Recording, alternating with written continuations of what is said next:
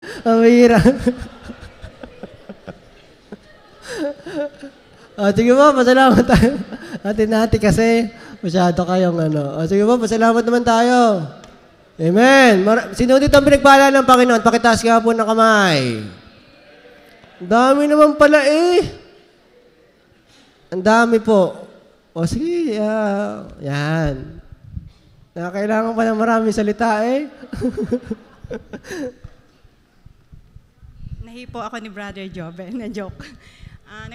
Nagpupuri po ako at nagpapasalamat sa Panginoon sa buhay na patuloy na binibigay niya sa araw-araw at sa kalakasan. Nais ko pong ipagpasalamat sa Panginoon ang experience ko sa aking bunsong anak nung isang araw.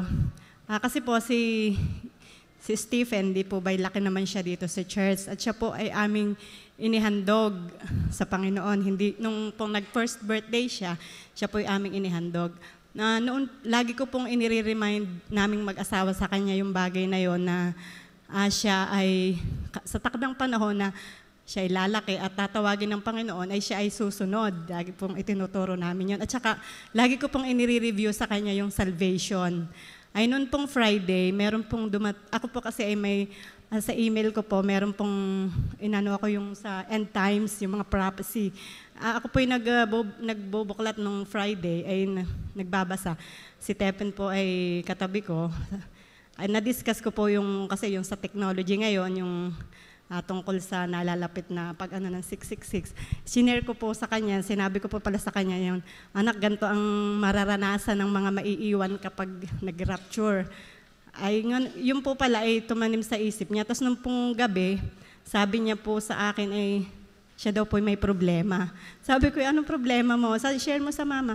Siya po ay nangingilid ng luha. Inalis niya po yung salamin niya. At kasi po, mama, hindi ko pa po matiyak kung ako ay yung baka po ako'y maiwan, ako po'y natatakot, sabi po niya. Akin pong ipinaliwanag sa kanya muli, in-review ang salvation. Bagaman noong mga nakaraang panahon, siya naman po ay tumanggap na, sabi niya, noong siya ay, basta nung mga ilang taon na nakalipas, tumanggap daw siya dahil nag-share ang kanyang papa sa kanya. Tapos, tumanggap din daw po siya nung nag-share si Teacher Angel. Tapos ngayon po siya ay nung maano niya yung parang umano sa puso niya